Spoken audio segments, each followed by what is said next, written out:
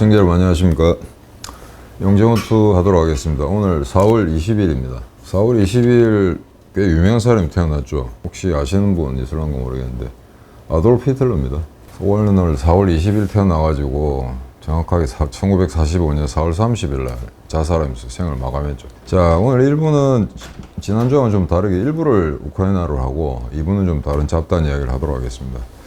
지금 다들 지금 언론에서 나오는 거 여러분들 잘 아시겠습니다만 세 개의 화두가 있는데, 하나는 지금 지옥처럼 변해가는 마리우폴. 이미 한 달 반 전부터 마리우폴 함락 초읽기 일부 들어갔다라고 했는데 아직까지 버티고 있죠. 그러니까 정말 러시아군이 이야기한 대로 지금 마리우폴에 함락했으면 바로 이제 러시아 깃발이 올라갔을 겁니다. 근데 아직 일부 병력이 버티는 걸로 봐서는 여전히 살아있다고 하는 게 좋을 것 같은데, 일단 마리우폴 그거 하나 있고, 그 다음에 2차 대전 이후에 세계 최대 기갑전이라는데 이거 엉터리입니다. 1945년 7월 쿠르스크 대전차전이 있습니다만 그거 견줄만큼 컸던 전쟁은 중동전쟁에도 꽤 많이 있었거든요. 이스라엘이 이겼던 3차 중동전쟁, 4차 중동전쟁 이런 거 보면 역시 이집트하고 그 다음에 시리아, 이스라엘의 전차들이 약 수천 대가 모여서 결전을 이루는 그런 전차전도 있었습니다. 그런데 21세기에 가장 큰 유럽에서 가장 큰 기갑전? 그거는 뜻이 될 것 같은데 나머지는 좀 과장된 표현 같고요. 그래서 그 전투를 언제 시작하냐, 대개 군사 전문가들이 여러 가지 정보를 통해서 4월 24일쯤 할 것 같다. 오늘이 4월 20일입니다. 24일쯤 할 것 같다 했는데 공교롭게 4월 18일, 19일 일단 언론에서는 전투가 개시됐다. 소위 말해서 러시아군의 돈바스 공세가 개시됐다고 이야기를 하고 있는데, 그 대공세의 첫날 같으면 엄청난 상호 파괴 격파라든가 그 다음에 병력 희생 같은 게 통계가 나와야 되거든요. 근데 아직까지 전혀 그런 게 잡히지 않은 걸로 봐서 이게 정말 대공세인지 좀 확인해 봐야 될 것 같습니다. 그 다음에 흑해함대, 러시아에 4개 함대가 있습니다. 태평양 함대, 그 다음 발틱 함대, 그 다음에 북극 함대, 그 다음에 흑해함대, 4개 함대 중에 하나인데, 그 중에 기함이라고 할 수 있는 플렉십이죠. 모스크바함이 침몰됐다. 그 세 가지가 지난주 일주일 동안을 달구었던 아마 우크라이나 전에 긴급 뉴스였던 것 같습니다. 그래서 일단은 지금 병력 이동을 좀 봐야 되겠는데요. 키우 쪽에 북부 전선이 완전히 안정화됐기 때문에 이제 우크라이나의 동남부에서 일대 기갑전이 벌어진다 하는 건 아마 귀에 못이 박히도록 여러분 들었을 겁니다. 그래서 일단 좌측으로 쏠려있던 또는 북쪽으로 쏠려있던 병력들이 남쪽 또는 남동쪽으로 좀 이동하고 있는 그런 관계인데, 이건 러시아뿐만 아니고 우크라이나도 마찬가지입니다.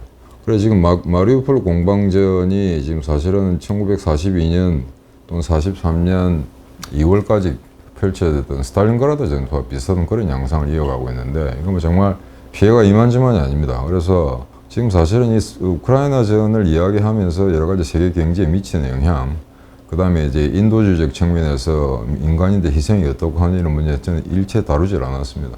대표님이 그런 것까지 아울러서 커뮤니티에 계속 올려주고 있기 때문에 제가 굳이 똑같은 내용을 반복하기 싫어서 그 내용을 언급을 안 했는데, 그럼 니는 민간인 피해 이런 데 대해서 조금이라도 심파스를 가지고 있지 않느냐, 이렇게 뇌물을 줄 사람이 있을까봐 제가 미리 말씀 좀 드립니다. 그래서 사실은 우크라이나에서는 제가 말씀드린 게 점점 입지가 좁아지는 게, 사실은 대표님이 커뮤니티 글을 올리고 저는 방송을 하고 그랬는데, 최근에 우크라이나 사태를 둘러싼 국내외 언론 동향이라든가 그 다음에 소위 선진국이라고 하는 나라들의 어떤 국가 원수들의 작태 이런 데 하도 분개하셔가지고 5곡지 하는데 꼭 하나는 우크라이나전을 넣겠다고 하셔서, 저는 거기에 대표님이 언급하지 않은 상황이라든가 이런 걸 추스리려 하니까 굉장히 어렵습니다. 그래서 주된 흐름 같은 거는 약간 중복되는 수가 있겠습니다만, 나름대로 약간 초점을 달리해서 여러분들한테 좀 도움이 될 만한 정보를 제공하고자 합니다. 그래서 일단은 좌회석으로 이렇게 병력 이동이 벌어지고 있다. 그 다음에 북쪽에 있던 예비 병력이라든가 기존의 수비대가 또는 러시아의 공격군이 동쪽과 남쪽으로 이동하고 있다라는 건 염두에 두시면 될 것 같고요.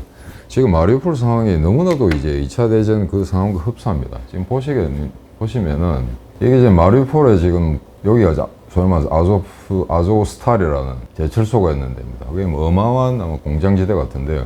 지금 2개의 그룹으로 나눠졌거든요. 우크라이나군이. 이 빨간 지역은 전부 다 러시아군이 점령하고 있는 그런 상태입니다. 근데 이게 스탈린그라드 전투 때도 이와 똑같은 현상이 벌어졌습니다. 그러니까 1942년 11월 19일 소위 말해서 천왕성 작전이라는 거 소련군이 러시아, 그 당시는 소련군이죠. 소련군이 개시해가지고 육군 포위망을 점점 좁혀가고 있는데, 마지막 항복 직전에는 이제 두 개의 그룹, 남북 두 개의 그룹으로 나뉘는데 이 상황도 지금 똑같이 전개되고 있거든요. 그래서 아마 대규모 더 많은 병력이 아조스탈 이쪽에 아마 제린소 쪽에다 붙어 있는 것 같은데 2차 대전 때도 마찬가지였습니다. 주로 공장지대에서 이렇게 전투를 했었는데 그 스탈린그라드 제가 옛날에 한번 가보니까 볼강을 끼고 이렇게 수직으로 남북으로 길쭉한 도시입니다. 그래서 이거는 아무리 천하의 도굴권이라 하더라도 점령하기가 무지 어려운 그런 도시 형태거든요. 근데 도시가 서울처럼 동그라마트 하라고 하면은 포위해가지고 그냥 섬멸할 수 있는데 세로로 길게 이런 연결된 상황에서는 점령하기 정말 힘듭니다. 근데 거기도 주로 이제 공장지대를 주로 해서 이제 대전투가 벌어졌는데 가장 유명한 게 바리카디 무기 공장하고 불구 10월 공장 그 두 군데 공장에서 수천 명이 피를 흘렸죠. 근데 여기도 마찬가지 현상입니다. 그래서 이걸 제가 잠깐 좀 보여드리면은 이게 얼마나 이 시가전이라는가 특히 공장지대에서 도굴꾼의 이제 움직임이 굉장히 둔하게 느껴지는데 상황을 한번 보시겠습니다. 자, 이게 지금 현재 21세기 이제 마리우폴의 상황입니다. 근데 이걸 갖다가 1942년 스탈린그라드라고 소개해도 크게 의심한 사람 없을 정도거든요. 그리고 또 하나 보여드리겠습니다. 이게 현재 마리우폴입니다. 자, 그런데 이게 1942년 10월 달에 스탈린그라드입니다. 이게 소위 말해서 공장지대 인데 이런 철골 구조가 완전히 망가져 있거든요. 이게 아마 305 보병사단 같습니다. 도굴군. 이런 데서는 거의 제로된 전투를 할 수가 없습니다. 그냥 도굴군이라는 게 소위 야지에서 프리플로우하게 움직이면서 기동전을 하면서 적을 타격하는데 단연간의 이제 경험을 축적한 그런 최강 군대였는데 이런 데를 들어오게 되면 움직임이 굉장히 둔하게 되죠. 그래서 그 전에 소련군과 무슨 5대1, 7대1 또는 10대1의 격파 비율, 상호 교환비를 가져간다 하더라도 이런 데로 들어오게 되면은 2대1, 3대1로 줄어다가 나중에 급기야 1대1로 되는 경우도 있고 경우에 따라서는 특정 전투에서 도굴군이 소련군보다 더 많은 피해를 입는 그런 경우도 없지 않아 있었습니다. 또 한 장 보여드릴게요. 앞에 거는 305 보병사단, 이거는 79 보병사단 같은데 이 철물 골조 같은 거 보십시오. 이런 상태에서는 적군의 상체나 머리 하나도 찾아볼 수가 없거든요. 이런 경우에는 전부 스나이퍼에 숨어있는 상태고 이런 데서는 아무리 폭격을 가해가지고 지금 지상군이 들어간다 하더라도 건물 하나하나 공장지대 방 하나하나를 놓고 수십 명이 전투를 해야 되는 이런 어려운 상황이기 때문에 그래서 스탈린그라드 전투가 지옥이었다고 그러거든요. 공격하는 독일군이나 막는 소련군이나 마찬가지였습니다. 근데 이건 보십시오. 그때는 지금에 크게 변한 게 없습니다. 자, 이게 이제 토굴에 갇혀서 폐허된 공장지대에 갇혀서 전투를 못할 줄 알았는데 이거 극히 최근 사실입니다. 우크라이나군이 건물 바깥으로 나와서 지금 작전을 지휘하는 이런 아마 모습이고요. 그 다음에 또 하나는 군복이 굉장히 비슷한데 자, 이건 우크라이나군이 아닙니다. 러시아군입니다. 그러니까 지금 여기 Z라고 되어 있죠. 이걸 보시면 이게 러시아군이거든요. 이게 당연히 러시아군 자동소총이고요. 그래서 이렇게 군복이 거의 비슷하기 때문에 현대전에서는 일단 우크라이나군 앞에서 자기 국기 노란색 파란색 국기를 붙이든지 아니면은 파란색이나 노란색 같은 리본을 갖다 팔뚝에 붙이거나 하는 식으로 해서 피하식비를 하는 그런 상황입니다. 그래서 폐허된 이런 구조, 그 다음에 숨어서 쏘는 저격병들 이런 상황들을 보면 1942년 스탈린그라드 너무나 닮았다. 그래서 아마 사람들이 마리우폴을 조금만 지나면 리틀 스탈린그라드, 작은 스탈린그라드라고 말할 그럴 때가 올 거라고 생각합니다. 그 다음에 이제 그 서쪽 부분을 조금 보시게 되면요. 서쪽이 지금 제일 큰 도시가 오데사였습니다. 여기는 잘 보이질 않는데 여기가 이제 미콜라이오고요. 그 다음에 여기 지금 헤르손 구역입니다. 헤르손 구역인데 여기 지도가 가려서 잘 안 보입니다만 여기가 이제 흑해입니다. 여기가 이제 아조페입니다. 아조페고 이 헤르손이 지금 현재는 러시아군이 점령을 하고 있는데 조만간 우크라이나군이 탈환할 것 같다라는 뉴스가 사실은 꽤 오래 전부터 들렸었는데 아직까지 재점령을 못하고 있는 상태입니다. 그래서 지금 이 근방, 요 옆에 헤르손 옆에 오데사에서는 그간에 이제 그 러시아 함대가 상륙을 한다 못한다 이런 문제 때문에 무려 5개 여단이 여기를 지키고 있었는데 사실은 거의 전투가 없었기 때문에 또 우크라이나는 함정 하나도 없습니다. 그러니까 2014년에 크림 반도를 뺏기면서 해군이 완전히 사라졌기 때문에 실제 흑해함대하고 대결할 수 있는 군함도 없는 상황이고요.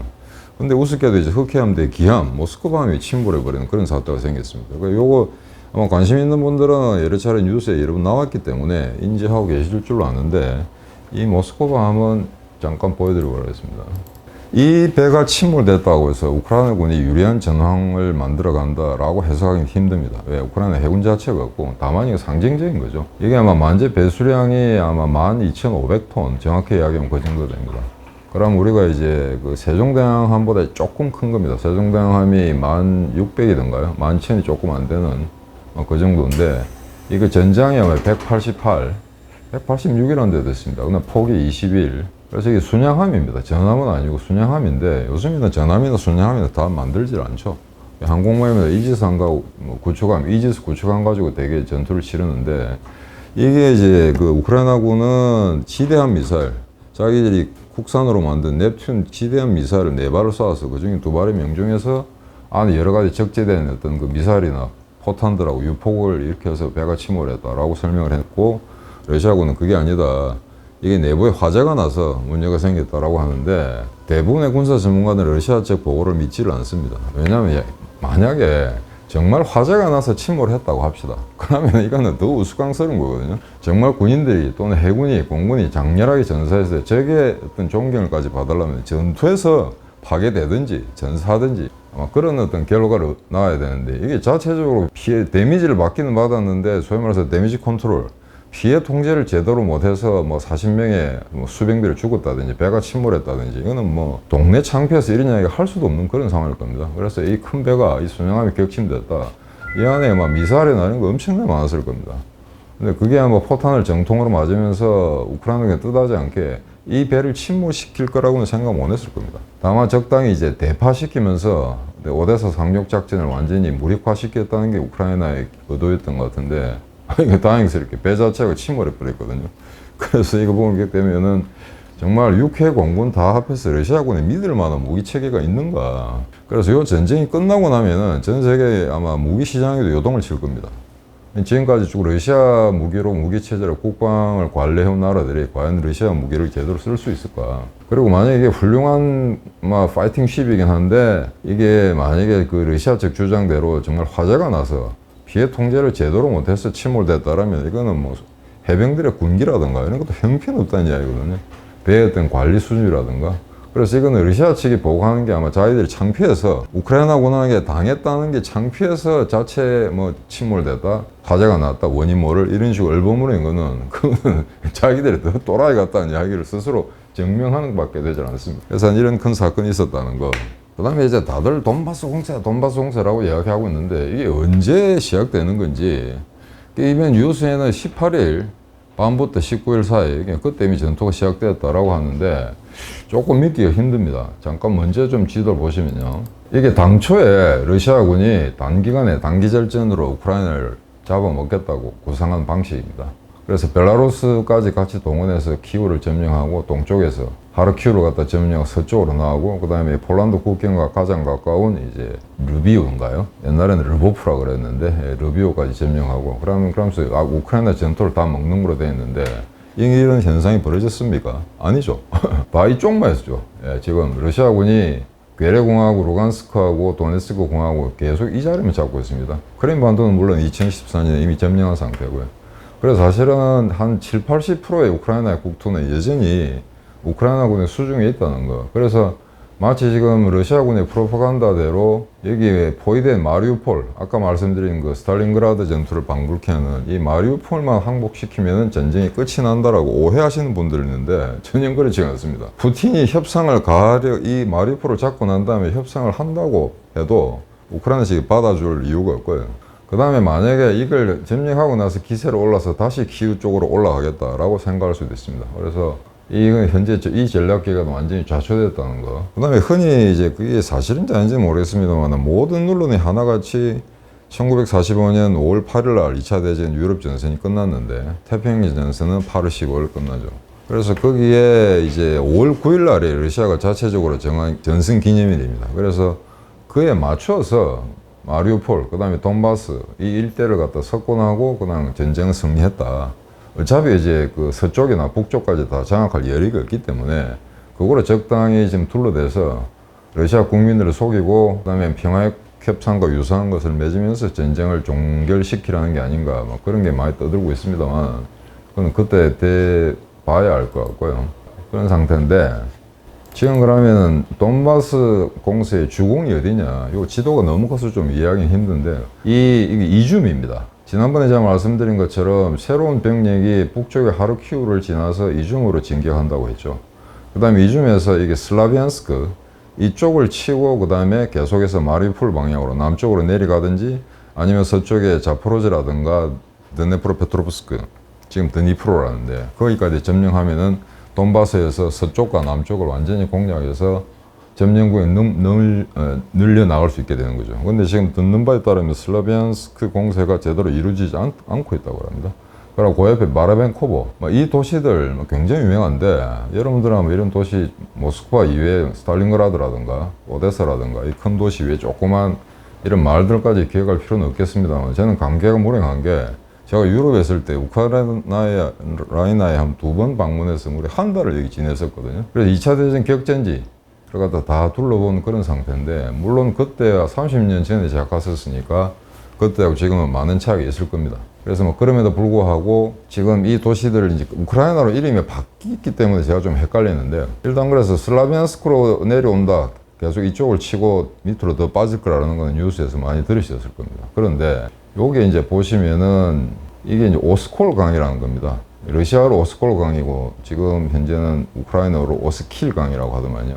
이게 쿠피안스크에서 지금 보로바 쪽으로 내려오고, 여기가 로조베, 지금 옛날에는 로조바야라고 했습니다. 이쪽으로 내려와서 계속 몇 개, 한 두세 개 주공을 형성하는 걸로 이렇게 되어 있는데, 최근에 하는 문제가 좀 발생했습니다. 그게 뭐냐면은, 여기 아까 말씀드린 이줌이죠. 이 조금 더 큰 지도가 나왔네요. 그래서 이게 지금, 러시아를 먼저 쓰고, 그 다음에 이게 알파벳을 번역을 했기 때문에 좀 읽기가 힘듭니다만, 여기가 이제 얼마 전에 전투가 벌어진 브로바라는 지역이었습니다. 그러니까 이중 동쪽에서 남하하던 소련군들이 격퇴당해가지고, 여기서 이게 아마 돈바스 대공세의 플레이오프라고 봐야 되겠죠. 그래서 이제 일단 치고 나서 우크라이나군이 적병력, 러시아군 병력을 몰아내고 나서 오스콜 강에 있는 다리 하나를 절단시켜 버렸습니다. 그러다 보니까 아까 지도로 다시 돌아가서요.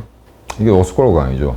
이 보로바라는 데서 격퇴가 당하면서 이쪽 오스콜 강 좌측에 이쪽에 이제 무려 4개 사단, 전부가 기동사단인지는 모르겠습니다. 4개의 사단에 갇혀버리게 됐거든요. 근데 이게 지금 지도상으로는 확인하기 힘듭니다만 이게 꽤 큽니다, 이 폭이. 그래서 여기를 다리를 절단했기 때문에 이쪽에서 들어온 다른 어떤 러시아군 제대한테 병력을 보급을 받지 못한다면 완전히 고립되는 상태가 되거든요.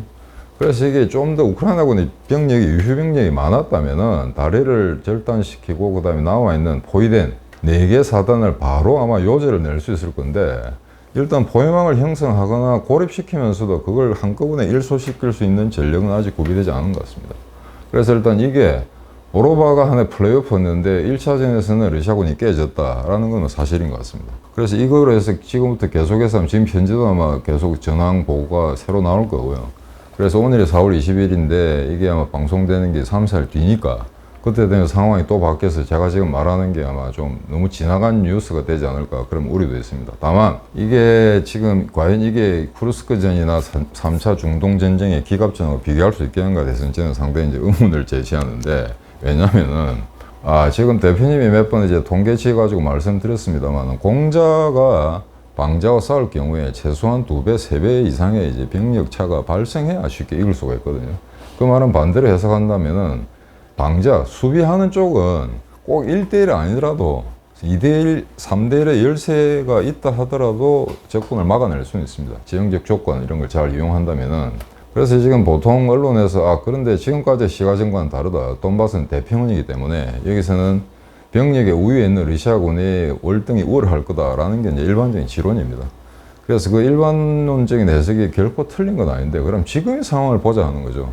첫째, 지금 72개, 65개 그 전술단, 대대 전술단이 지금 76개로 늘어났다. 근데 대대 전술단은 숫자가 적으면 700, 완편 전력일 경우에 1000명입니다.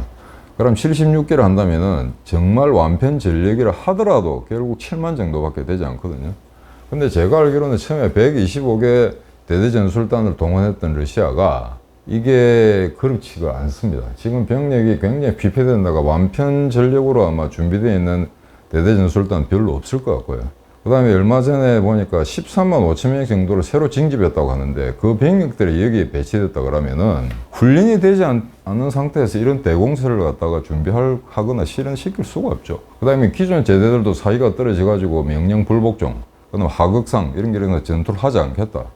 탈핵병까지 생기고 있는 그런 상황이고, 그래서 언론에서 말하는 것처럼 근본일책의 대승부를 갖다가 여기서 준비하고 있다고 하는데도 과연 그런 대병력이 정말 정예 부대일까 하는 데는 퀘스천 마크가 따라붙기 마련입니다.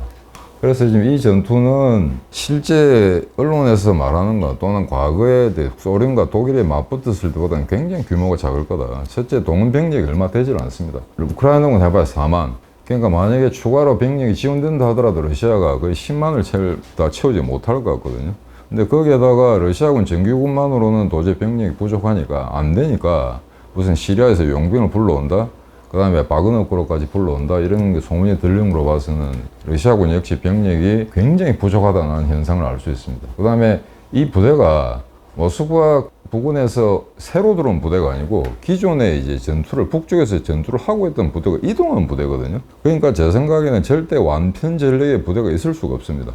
그냥 완편 전력이라는 건 처음에 그 부대가 출발할 때 예컨대 전차 같으면 전차의 정수, 그러니까 한 개 대대에 약 30대, 40대 전차가 있다고 할 경우에 지금 현재 같으면 그 대대 전차가 절반밖에 되지 않을 겁니다. 그래서 이런 상황에서 정말 이게 건곤일책이 승부가 되느냐, 전혀 그렇지 않다는 거고요.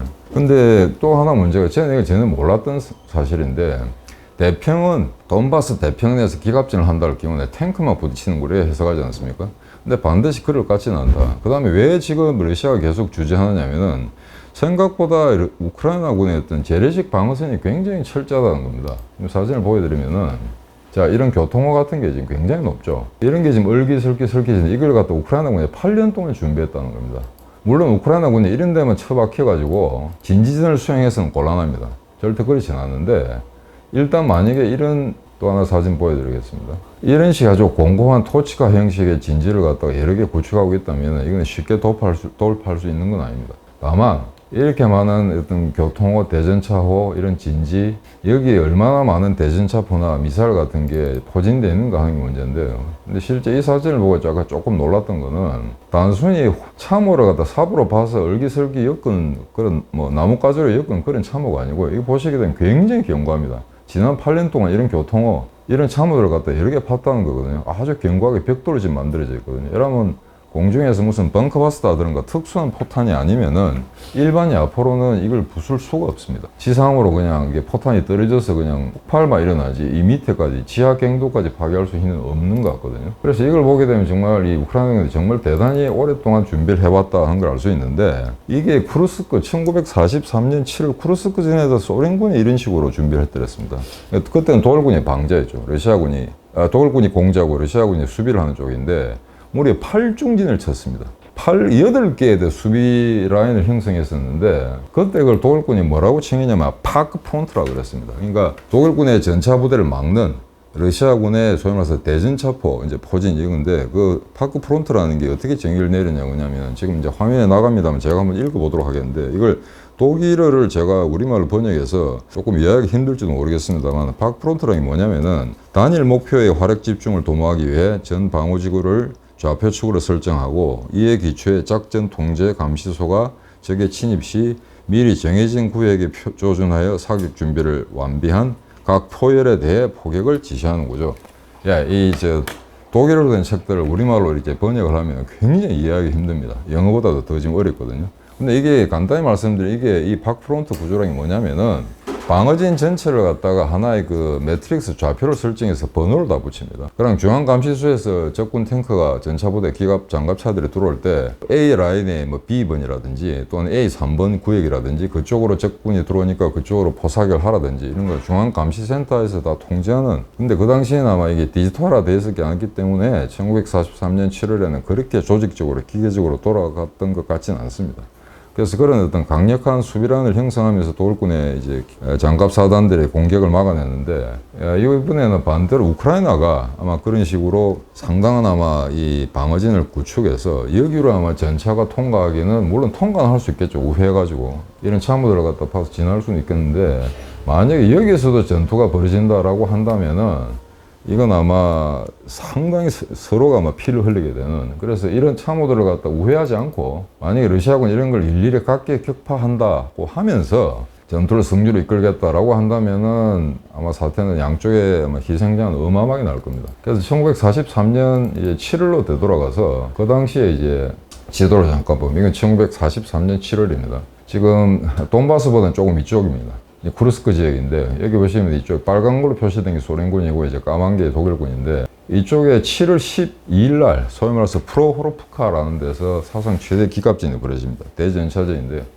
여기서 독일군이 전차를 70대, 하루 동안에 70대를 잃습니다만 소련군은 무려 450대를 잃습니다. 45대가 아니고 450대입니다. 근데 이렇게 여러 개 전투가 하루에 다 벌어졌었는데 여기 보시면 252.5고지라는 게 있습니다. 이게 이제 고지가 있고 여기에 이제 소련군 참호가 만들어져 있는데 이걸 갖다가 점령한 독일군이 여기다가 다시 수로연을 형성합니다. 근데 그때 이 고지를 지키고 있던 부대가 누구였냐면은 라이프 슈탄다르트 제1 SS 장갑 척탄병 사단의 제2 SS 장갑 척탄병 연대에 좀 깁니다. 제3 SS 장갑 척탄병 대대, 한 개 대대가 지키고 있었습니다. 지휘관은 요하임 파이퍼 소령이었고요. 제가 2019년에 낸 책에 있는 표지에 나온 인물입니다. 근데 이 병력은 전차가 한 대도 없었습니다. 이 대대는. 그런데 여기서 이 소련군들이 만들어 놓은 파크 프론트 진지를 역으로 이용해서 소련군 2개 전차 여단과 1개 공수 연대의 병력을 이겨냅니다. 한 개 대대가. 한 개 대대가 2개 여단 플러스 1개 연대를 이겨내거든요. 몇 시간 동안 전투 끝에. 그래서 이걸 보면은 참호를 갖다가 제대로 이용만 잘한다면은 저게 기갑 공격을 어느 정도 거뜬히 아마 무너뜨릴 수도 있다는 경험적 사례를 이 전투가 제시했는데 얼마나 이 전투가 피비린내 나냐면은 170 전차 여단이라는 게 있었습니다. 이 공격의 최선봉에서 던 전차 여단인데 이쪽 252.5고지로 오는. 근데 여기에 이제 파이퍼 대대가 한 개 대대가 이걸 맡아가지고 대전투를 벌였는데 파이퍼 소령의 부관이 메르너 볼프라는 사람입니다. 근데 이 사람이 어느 정도 백병전을 했냐면은 170 전차 여단의 사단장 타라소프 사단장하고 1대1로 격투를 벌여서 대금으로 러시아하고 소련군 이제 여단장을 이렇게 죽이는 막 그런 피비린내 나는 혈투까지 벌어졌었거든요. 그래서 만약에 그와 유사한 아마 전투가 벌어진다면은 이번에 돈바스 대공세도 막 굉장히 피비린내 나는 백병전, 건조전 이런 게 벌어질 거다. 다만 그런 상호 어떤 그 캐주얼티 피해가 엄청나게 많이 나는 그 전투를 갖다가 계속할 수 있을 것인가. 그거는 이제 공자인 러시아군에 달려 있습니다. 러시아군이 어떤 전술을 쓸 건지. 근데 지금 현재는 이제 포격으로 우크라이나가 겁을 준 다음에 약간 이제 밀어내는 형식의 그런 식의 이제 완력을 구사하겠다라고 하는데 이 방송이 나갈 시점에 또 전황이 어떻게 변했는지 모르기 때문에 여기서 이제 감히 예측을 드리기는 어렵고 다만 이러한 어떤 그 참호전의 가능성도 있다라는 것도 제가 간단히 말씀드리고자 합니다. 자, 그러면 1분 여기서 마치고 2부 다시 뵙도록 하겠습니다. 감사합니다.